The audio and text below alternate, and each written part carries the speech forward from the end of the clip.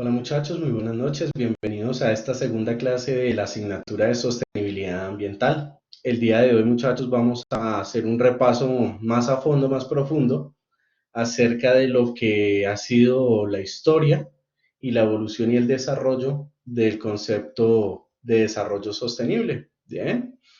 Entonces, muchachos, bueno, básicamente, como para hacer un recuento, en la sesión anterior alcanzamos a trabajar lo que eran los recursos naturales, a mencionar básicamente cuál es el principio de la situación que nos lleva a empezar a pensar en un desarrollo sostenible como tal para las organizaciones, para las sociedades, y definimos pues que básicamente un modelo económico y social como el que tenemos hoy en día se basa bastante en la utilización de los recursos naturales para la producción de bienes y servicios. Bien, que estos recursos naturales se pueden clasificar en los recursos naturales renovables, no renovables y los inagotables, y que básicamente estamos explotando con una tasa más acelerada aquellos que deberíamos estar protegiendo, digamos, en mayor proporción, y que estamos explotando en menor medida los que podríamos utilizar con mayor amplitud, ¿vale?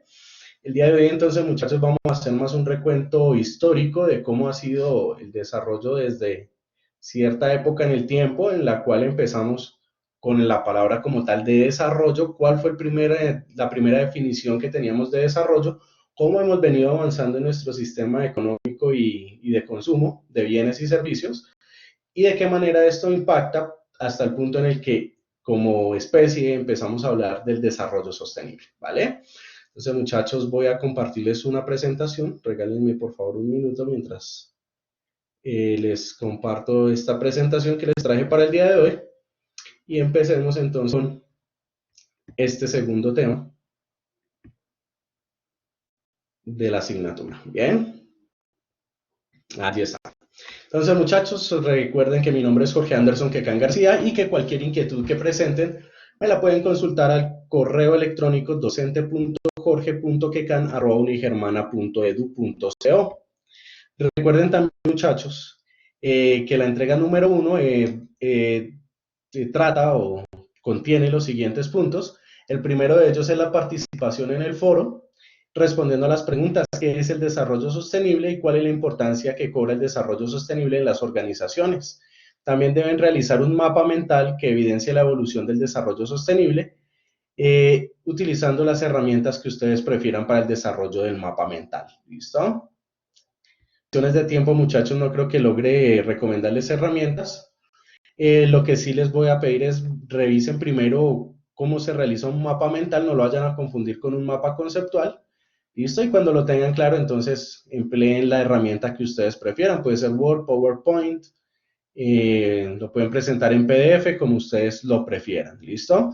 Recuerden, muchachos, que la última fecha de entrega es ahorita el domingo 8 de marzo. Que el documento debe llevar normas APA en Arial, con Arial 12, interlineado 1.5 y justificado, que los trabajos no se reciben por correo electrónico, solamente por plataforma, y que si se evidencia algún tipo de plagio, la nota definitiva sería 0.0. Bien. Teniendo en cuenta esto, muchachos, vamos a ver el tema que nos corresponde. Bueno, hablemos de historia. Existió una época en la cual el hombre empieza, bueno, la raza, la especie humana, empieza a hacer un desarrollo tecnológico. ¿Bien? Antiguamente, digamos que con herramientas algo más arcaicas o primitivas, se lograban solventar las principales necesidades de la población.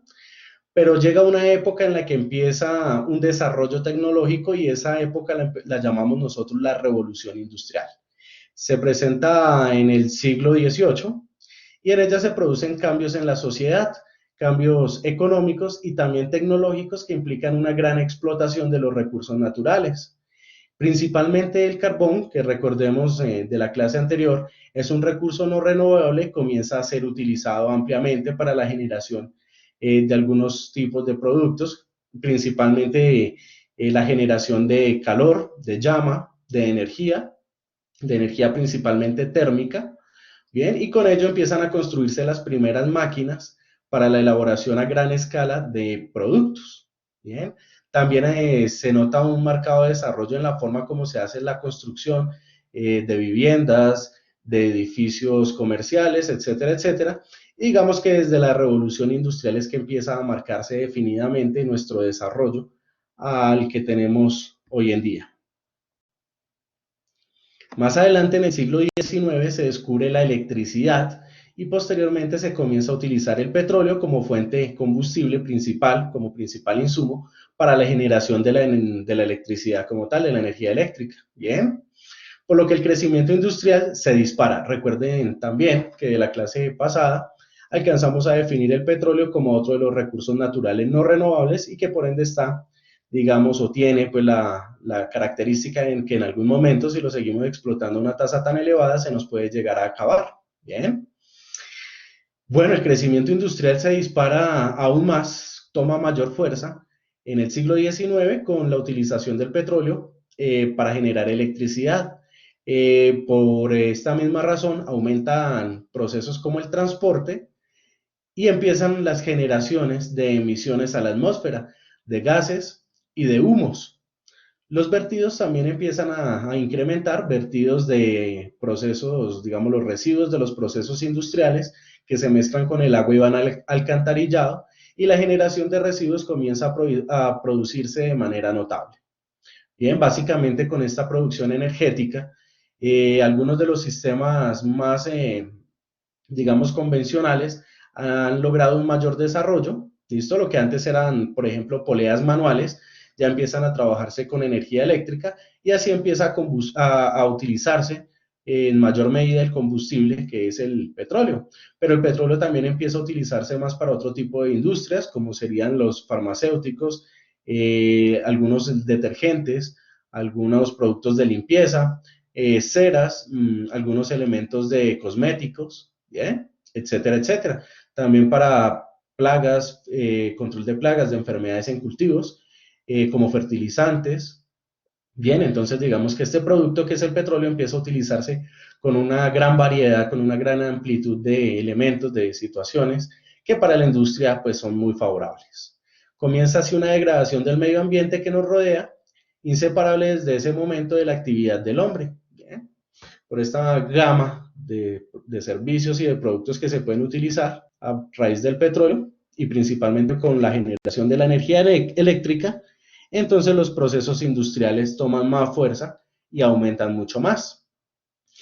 ¿Qué ha generado esto? Principalmente algunos puntos como el agotamiento de los recursos naturales, el uso abusivo o exagerado de los recursos naturales para el beneficio del hombre está acabando con ellos y poniendo en peligro la existencia de la vida. En un largo plazo, cada vez serán más utilizados y pues más escasos los productos que se están utilizando. Con el agotamiento de los recursos naturales, como por ejemplo el petróleo, los renovables y no renovables principalmente, como el petróleo, como la madera, como las plantas que consumimos, por ejemplo, en la alimentación, entonces, bueno, la sobreexplotación de estos recursos está haciendo que el planeta pierda cada vez más la habilidad de la fuerza y los nutrientes para hacer la producción.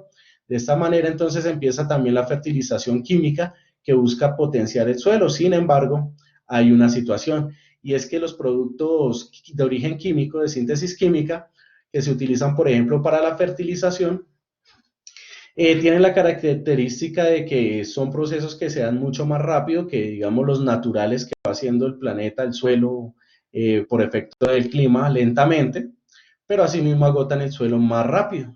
Bien, por eso algunos, no sé si ustedes han escuchado, algunas personas recomiendan, por ejemplo, en cultivos, y lo mismo sucede con árboles, dejar descansar el suelo antes de hacer un nuevo cultivo.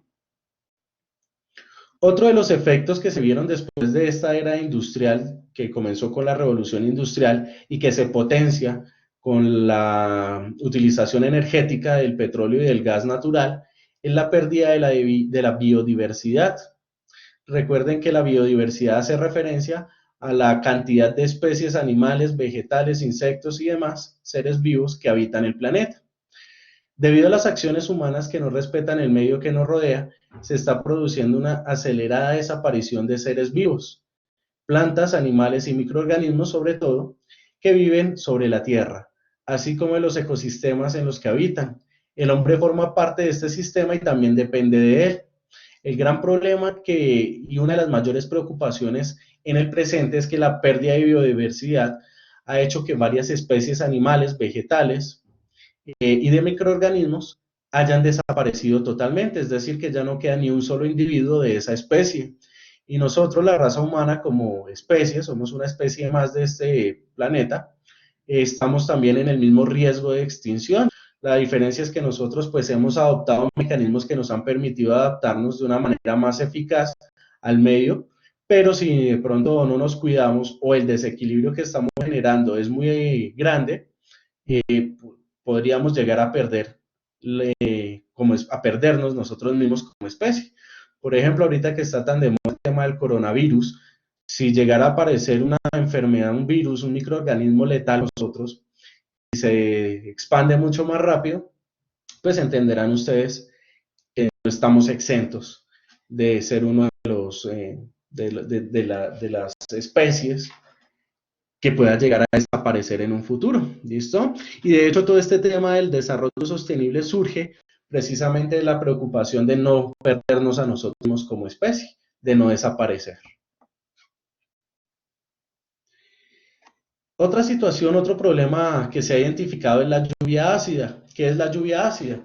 Es una solución diluida de ácido sulfúrico y de ácido nítrico principalmente, que se forma por la reacción de la humedad atmosférica, los hidrocarburos presentes en la atmósfera y la radiación solar, junto con los óxidos de nitrógeno y el dióxido de azufre emitidos por las fábricas, las centrales eléctricas y los vehículos que queman carbón o productos derivados del petróleo, que es básicamente todo el tipo de manejo industrial, de transporte y demás que estamos utilizando en la actualidad. La liberación de los humos y de dióxido de carbono y de otras situaciones que se generan por la industria que manejamos, queda en la atmósfera y pues con la radiación solar y con todo lo que habíamos hablado, se forma esa solución de ácido que puede ser ácido de azufre o ácido de nitrógeno.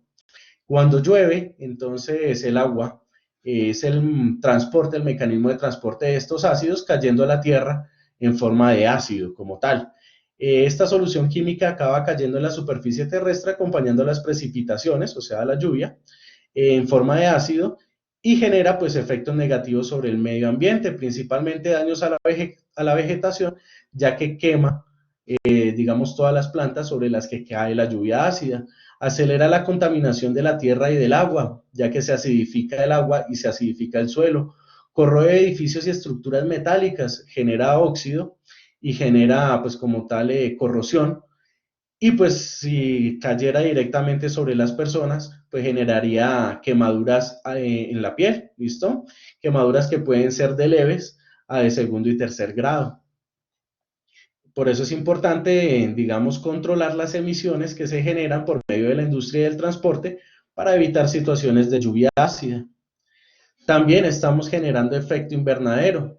La actividad cotidiana del hombre genera gases como el dióxido de carbono que contribuyen al aumento del efecto invernadero, impidiendo que nuestro planeta evacúe la cantidad adecuada de calor que recibimos del Sol y por lo tanto aumentando la temperatura del planeta. Esto conlleva cambios climáticos como el aumento del nivel del mar, el derretimiento paulatino o progresivo de los polos, entre otros. Y es que básicamente el efecto invernadero lo que hace es aumentar el grosor de la capa del gas de efecto invernadero. Digamos que el efecto invernadero es un efecto en el cual el planeta recibe todos los rayos del sol, toda la radiación solar, y alcanza a hacer que, bueno, cuando el rayo del sol golpea nuestra superficie terrestre, los rayos rebotan y se devuelven nuevamente hacia el exterior, hacia, digamos, el espacio exterior.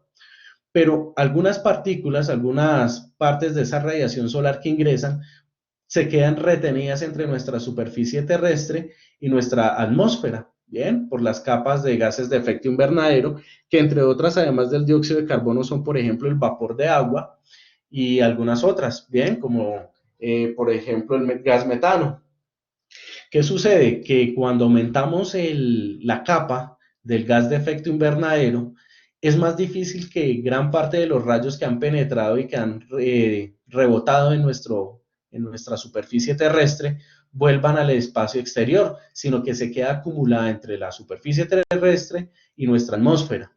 Eso hace que entre más gases de efecto invernadero como el dióxido de carbono, el metano y el gas, el vapor de agua, emitamos nosotros en nuestro proceso industrial cotidiano, pues más gruesa se va a hacer nuestra capa atmosférica. Nuestros gases de efecto invernadero van a generar una capa adicional que impide que los rayos vuelvan al espacio y se queden contenidos o atrapados en nuestra atmósfera, en la que, digamos, nosotros habitamos. Eso hace que que la temperatura aumente, y al aumentar la temperatura, pues se evaporan más rápido el agua, por ejemplo, se evapora más rápido, lo que genera pues un gas de efecto invernadero, que es el vapor, hace que se aumente el grosor de la capa, o sea que es un ciclo que se nos está saliendo de las manos porque no tendría fin.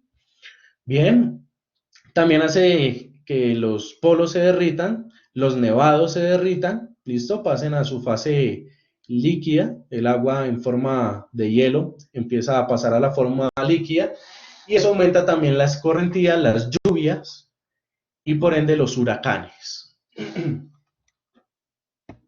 Eso es básicamente lo que estamos viendo en nuestra actualidad, ¿listo? Aumento de las lluvias, aumento, pues uno habla del calentamiento global y uno piensa generalmente en que todo es más caliente, pero pues así mismo hacen vientos más fuertes, por ende vientos más fríos, ¿bien? Y el tema de los vientos también son los generadores de huracanes que cada vez azotan con más fuerza las costas. Otro de los efectos, la destrucción de la capa de ozono. El ozono estratosférico que rodea la Tierra a modo de capa, que nos protege como un escudo de la radiación ultravioleta directa, de la luz directa del Sol, hace posible la vida en la Tierra, ya que es la que nos da, digamos, la temperatura adecuada para poder subsistir. Sin embargo, los agujeros que se han formado durante los últimos años en la capa de ozono se ha debilitado, la ha hecho abrirse, formando un verdadero agujero. ¿Listo? Son, digamos, recuerden que el oxígeno son 3 moléculas unidas de oxígeno. ¿Listo? El oxígeno está en su forma libre, que es el oxígeno normal, el puro. El oxígeno que respiramos nosotros, que es O2, que eso quiere decir 2 átomos unidos de oxígeno, y el ozono, que son 3 átomos unidos de oxígeno. Eso es lo que forma el ozono. Y pues algunos, digamos, productos de nuestra industria liberan componentes que hacen que se separen esas moléculas de ozono, de O3, reduciéndolas a O2 sí, a átomos de oxígeno puros. Bien. Estos productos industriales que generan el debilitamiento o la ruptura de la capa de ozono son principalmente los clorofluorocarbonos, que son componentes químicos producidos por el hombre para el óptimo funcionamiento de productos como los aerosoles, que algunos conocen como spray, que son presentaciones de algunas pinturas, de desodorantes, bien, disolventes de pinturas, propelentes, refrigerantes, se utilizan bastante en refrigeración, en frigoríficos, para las carnes, para las frutas, ¿bien? Entonces, este tipo de compuestos que se utilizan para las neveras, los aires acondicionados y los aerosoles, las pinturas y demás, son causantes en gran medida de la destrucción de la capa de ozono, que están impactando generalmente en los polos y que por ende están debilitando la capa que nos protege del rayo directo del sol. Eso logra generar también cáncer de piel por la exposición directa al sol, quemaduras de plantas, de suelos, ¿bien? Y en gran medida también podría llegar a generar incendios forestales con mayor facilidad. Bueno, a raíz de todas estas problemáticas que se identificaron con el desarrollo que empezó desde nuestra revolución industrial, empiezan varios líderes de diferentes países a convocar a reuniones para tocar este tema delicado que nos pone en riesgo como especie. Y a raíz de la Conferencia de las Naciones Unidas sobre el Ambiente y el Desarrollo, también conocida como la Cumbre de la Tierra o la Conferencia de Río de Janeiro, se creó la Comisión de las Naciones Unidas para el Desarrollo Sostenible y surgieron 5 documentos suscritos por los países participantes. Estos 5 documentos fueron, primero, la Declaración de Río sobre el Medio Ambiente y el Desarrollo, en el cual se definen los derechos y deberes que tienen los estados. El convenio sobre la diversidad biológica, que lo que pretende es proteger las especies para que dejen de desaparecer a la tasa que están desapareciendo hoy en día. Según las estadísticas a día de hoy, están desapareciendo 10 especies por día, que es una tasa bastante elevada. El tercer punto fue la declaración de principios sobre el manejo, la conservación y el desarrollo sustentable de los bosques, es decir, prevenir las talas, la quema de los bosques y utilizarlas con fines, digamos, industriales de una manera responsable y dejar algunos de reserva, digamos, sin ninguna actividad humana para proteger y garantizar, digamos, la existencia de plantas nativas. El cuarto punto es el Convenio Marco de las Naciones Unidas sobre el Cambio Climático, el cual busca y pretende como principal medida frenar los efectos del cambio climático. Esto solo se puede lograr cambiando nuestros hábitos y nuestros sistemas de producción por algunos de menor impacto, como por ejemplo el uso de energías renovables, que recuerden que en la clase anterior definimos son las menos utilizadas actualmente, pero que están en estudio precisamente para poder hacer una adaptación al cambio climático. También las estrategias como la decoración de jardines, creación de jardines en las viviendas, etcétera, etcétera, pueden ayudar a mitigar mucho el cambio climático y a frenar o a disminuir la cantidad de emisiones de dióxido de carbono. Finalmente, el quinto punto es la Agenda 21 o Programa 21, el cual es un plan de acción que tiene como finalidad metas ambientales y el desarrollo en el siglo XXI, que compone una serie de estrategias de las cuales acabo de mencionar, entre otras para frenar la situación problemática que se está presentando con el medio ambiente por el desgaste principalmente de los recursos naturales. Es entonces cuando surge el término del desarrollo sostenible y se define inicialmente en el informe de Brundtland en 1987 y se ha refundado en la conferencia de Río de Janeiro en el año 1992. La definición que se le dio principalmente fue que el desarrollo sostenible es aquel que nos permite satisfacer las necesidades de la presente generación sin comprometer la capacidad de las generaciones futuras para satisfacer también sus propias necesidades. Tengan en cuenta que para poder lograr este objetivo, pues básicamente tenemos que ser más responsables con el uso de nuestros recursos, principalmente de los no renovables, darle un manejo adecuado y no excedernos en el uso de los recursos naturales renovables y emplear un poco más los recursos naturales inagotables. Camino pues que todavía es largo, pero que se está demostrando cada vez más que es posible.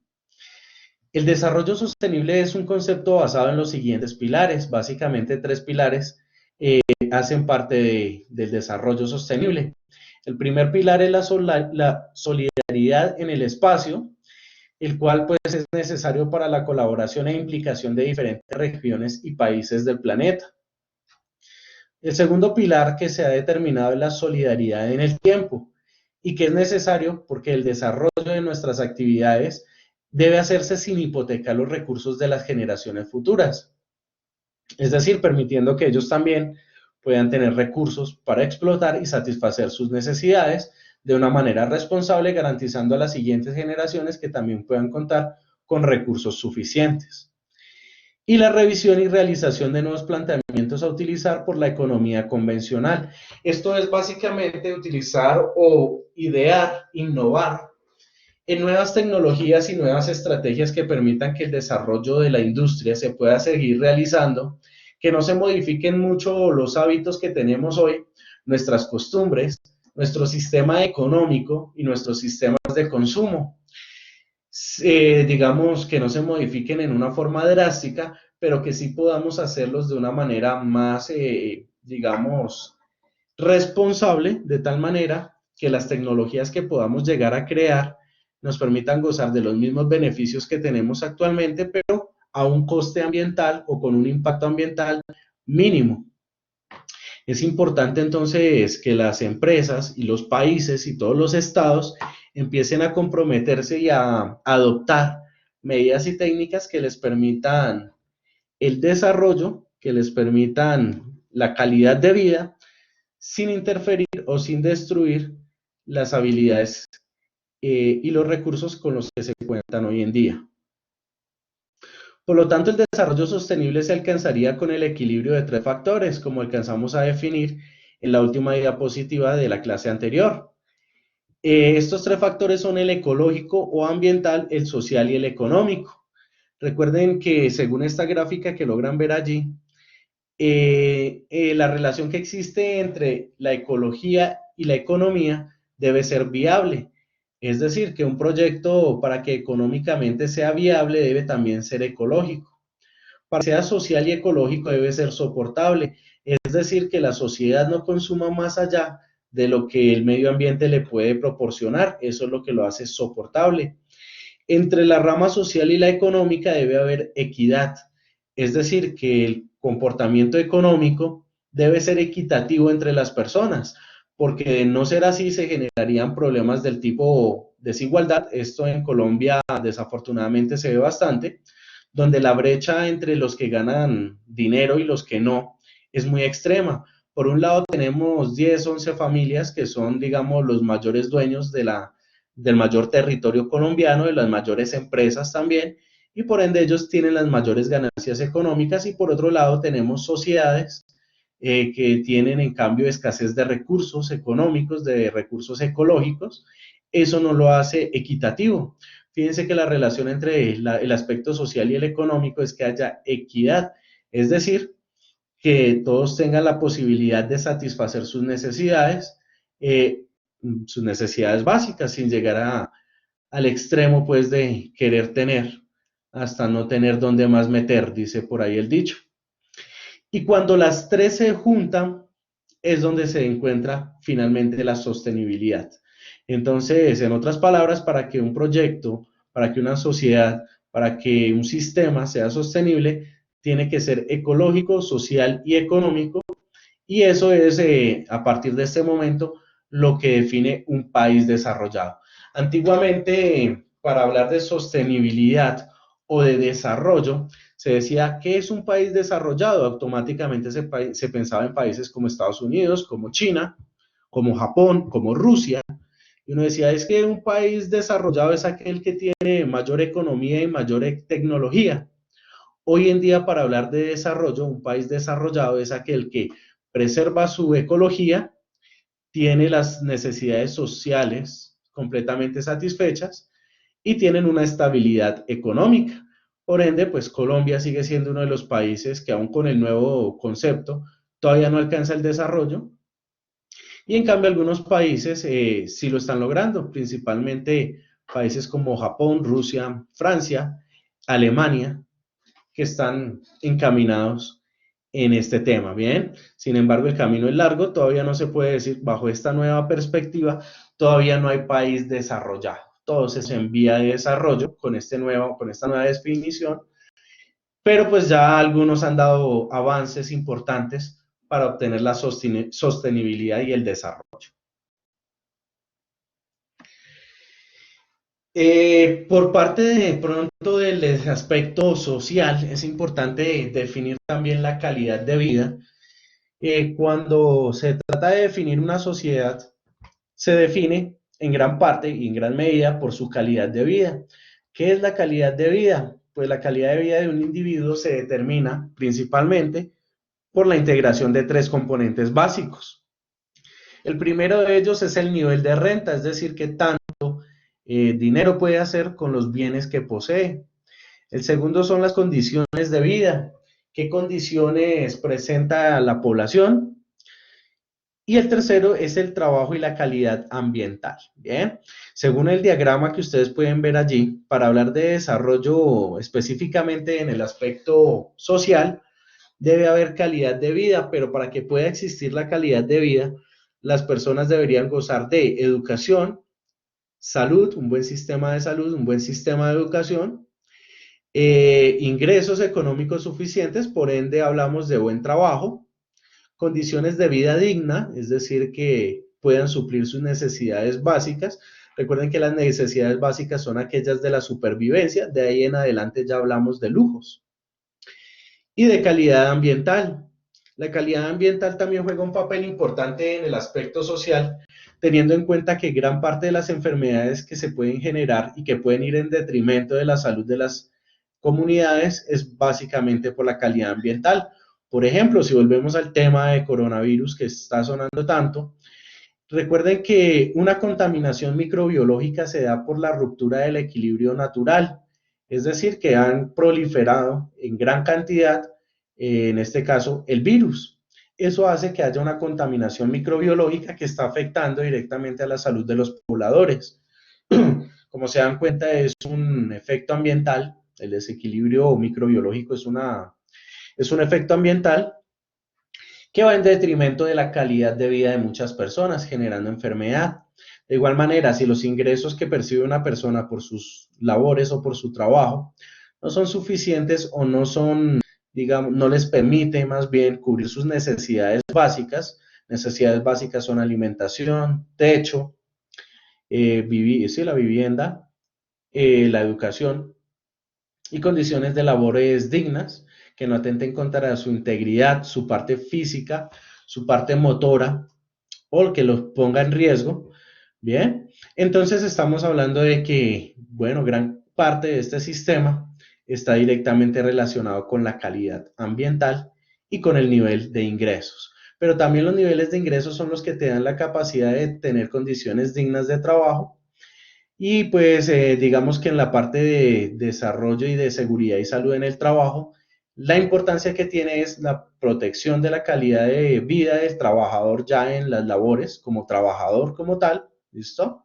Y que pueda permitirle también un desarrollo cognitivo o académico. Eso es que la persona pudiera estudiar, o la población pues, pudiera estudiar hasta donde fuera su deseo, ¿bien? Desafortunadamente en muchos lugares del mundo y en muchas sociedades, pues las personas quisieran tener un nivel académico más alto, pero no tienen la forma de acceder a educación, ni siquiera una educación mínima. Entonces, digamos que esto hace que el desarrollo social vaya en detrimento de sus objetivos, ¿bien? Entonces, recuerden que todo esto hace parte del aspecto social de la sostenibilidad y que es importante contar con ello. No podríamos hablar de un país desarrollado y menos sosteniblemente si en sus comunidades los individuos carecen de trabajo, de salud, de calidad y de educación, básicamente. Bien. Y en la parte inferior que dice variación de importancia en el tiempo, es decir, que no sea algo momentáneo, sino que el sistema que maneja la sociedad le garantice estas condiciones a lo largo de su existencia y a sus futuras generaciones. Bien. A medida que los países desarrollados han ido satisfaciendo a lo largo del tiempo sus necesidades primarias, educación, alimento, vivienda, etcétera, los otros dos factores que no corresponden al nivel de renta, es decir, las condiciones sociales y la calidad ambiental, ha ido aumentando progresivamente. El comportamiento de los agentes socioeconómicos es fundamental para alcanzar la calidad ambiental. Y es que básicamente, como lo vimos en el esquema de los tres círculos, pues, en los que se relacionan los tres factores ambiental, social y económico, se logra determinar de una u otra manera que no es posible hacer un avance significativo en la economía sin depender de los recursos naturales, es decir, no puede haber un desarrollo económico sin explotación de la naturaleza. De igual manera, no puede haber un avance social sin el desarrollo industrial o económico, y de igual manera no puede haber un desarrollo social sin la utilización de los recursos naturales. Entonces, fíjense muchachos cómo de alguna manera debemos mantener el equilibrio de estas tres para poder garantizar un desarrollo. Como se pueden dar cuenta, pues la situación, el reto que tenemos todos a nivel mundial, pues es bastante fuerte, porque tenemos que subir en calidad ambiental, en ingresos económicos y en desarrollo social, listo, educación, trabajo y alimentación, etcétera, al mismo tiempo para poder hablar de un verdadero desarrollo. Esto va a ser complicado porque pues básicamente es ponernos de acuerdo todos a nivel mundial y estar todos, digamos, trabajando hacia el mismo fin. Eso es lo que lo ha hecho complicado, pero pues también ha sido necesario ya que como lo definimos anteriormente, de esto depende nuestra supervivencia como especie en este planeta. ¿Bien? Entonces, muchachos, ahí está una de las mayores dificultades que tenemos hasta el momento y el mayor reto que se ha planteado la especie humana a lo largo de la historia. Hay una frase que surgió en la Comisión Mundial para el Medio Ambiente y el Desarrollo en el año de 1987, que dice así: aquellos que son pobres y están hambrientos destruirán en su intento por sobrevivir el medio ambiente, talarán los bosques, practicarán el sobrepastoreo, sobreexplotarán las tierras marginales y un número creciente de personas se amontonarán en las ciudades. Bueno, si ustedes se dan cuenta, muchachos, de 1987 a hoy, 2020, pues nos damos cuenta de que esto es completamente cierto. Cuando una persona tiene la necesidad de que no tienen que comer, ¿a qué se dedican? Principalmente a buscar los recursos de otros para poder sobrevivir. Y esto es una condición natural. Todas las especies, todos los animales buscan la forma de sobrevivir, ¿vale? Entonces digamos que aquí estamos haciendo gala de lo que somos. La especie animal que aún con el desarrollo cognitivo, industrial y demás que hemos generado, pues seguimos atendiendo a las necesidades básicas de lo que somos en esencia, una especie animal más. Y en estos casos, pues cuando no le quitamos los recursos a otra persona o a otro individuo o a otra sociedad, entonces tenemos que empezar a explotar de lo que encontramos. De hecho, la sobrepoblación, los países en los que más habitantes hay, pues se presenta mucho más marcado el fenómeno del detrimento más rápido, más asado de los recursos naturales. ¿Bien? Del sobrepastoreo, que eso quiere decir, digamos, una explotación de animales para poder satisfacer, digamos, las necesidades alimenticias de todo el mundo. Imagínense qué cantidad de vacas, unidades de cabezas de ganado se deben sacrificar diariamente para poder satisfacer las necesidades de todos. Bien, lo mismo sucede con las tierras. Hay algunos que incluso intentan apoderarse de tierras que están prohibidas para explotación con la finalidad de que de saciar su hambre, de eliminar sus necesidades. Por eso es importante que haya un desarrollo equitativo entre la economía y la sociedad, ya que si todas las personas digamos, con la explotación de los recursos naturales responsable, se logra alimentar suficiente cantidad de bocas por medio de empleos y demás, pues es mucho más fácil controlar la deforestación y el maltrato a los recursos naturales. Fíjense pues cómo todos están enlazados unos con otros y de qué manera se está viendo el principal problema. Es entonces cuando surgen ideas como la gestión ambiental, que implica también la creación de empleo. Si las industrias están sometidas al criterio de quien contamina paga, entonces a los habitantes del medio rural se les puede aplicar el mismo principio, pero en sentido contrario, es decir, quien conserva cobra. Ahorita se dice que quien contamina debe pagar, quien explota o sobreexplota debe ser responsable y debe, digamos, responder de alguna manera por el daño que está generando. Eso ya está por ley en todos los países del mundo, precisamente ante la problemática que estamos viviendo. Bien, entonces quien contamina paga quiere decir que si tú generas un daño importante al medio ambiente, debes solucionarlo de alguna manera. Bien, ya sea pagando, reconstruyendo o pagando en efectivo para que alguna entidad encargada vuelva a restaurar. Pero del mismo modo, hay un principio ahorita que dice, bueno, quien conserva cobra. Y eso es lo que básicamente se trabaja hoy como el comercio del carbono. Es decir, a Colombia, por ejemplo, le llega un dinero importante de países extranjeros que tienen tasas de producción de dióxido de carbono muy grandes, más allá, digamos, de los límites establecidos. Y dicen, mire, Colombia, yo le doy esta plata para que usted conserve bosques, como el Amazonas, por ejemplo, y de esa manera nosotros, digamos, estaríamos en equilibrio, ya que contaminamos y pagamos. Colombia sería quien conserva y cobra. La mala noticia es que no estamos conservando bien. Como ustedes saben, tenemos una tasa de depredación del Amazonas muy elevada. Las exigencias ambientales en el sector industrial implican un aumento de actividades en el campo de la investigación, el desarrollo y la innovación de la industria de equipos y tecnología relacionada con los tratamientos ambientales, del sector de servicios relacionados con esa misma temática, como son formación, consultoría, investigación, ingeniería ambiental, seguros, academia, entre otros. Y es que básicamente hoy en día también gran parte de los que están haciendo contaminación pueden, como una medida de mitigación, financiar productos de investigación, desarrollo e innovación para que logremos encontrar nuevas tecnologías que nos permitan ser más responsables ambientalmente, como por ejemplo la utilización de equipos que logren la iluminación sin producir dióxido de carbono, como por ejemplo los paneles solares. ¿Listo? Las celdas fotovoltaicas, que es su nombre técnico más correcto. Finalmente, muchachos, proteger el medio ambiente crea una imagen positiva para las empresas que lo llevan a cabo.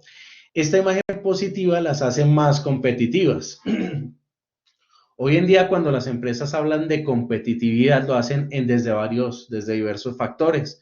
Somos más competitivos cuando ofrecemos un mejor producto al mercado, cuando ofrecemos un mejor servicio a las personas, cuando tratamos de mejor manera a nuestros trabajadores, etcétera, etcétera. Una de las ventajas competitivas que hoy en día pueden tener las empresas son una buena imagen, una imagen positiva en protección del medio ambiente. Esto aumenta su promoción comercial, ya que los consumidores pues hoy en día valoran cada vez más a las organizaciones que respetan y trabajan en pro del medio ambiente. ¿Bien? Pero no solo eso, también a las empresas les disminuye las sanciones por malos manejos ambientales y les permite, digamos, reducción en algunos impuestos por la utilización de energías renovables o de energías limpias que mitiguen los impactos. De esta manera, también para las empresas es un aspecto importante para su desarrollo, para el ahorro de recursos y de economía, y para que vayamos, digamos, entre todos uniéndonos con la finalidad de lograr ese desarrollo sostenible que tanto necesitamos hoy en día. Bien. Bueno, muchachos, ese es el tema que les traía para el día de hoy. Recuerden que si surgen dudas o inquietudes de eso, me pueden escribir al correo electrónico y también me pueden dejar por ese mismo medio sus apreciaciones, ¿vale?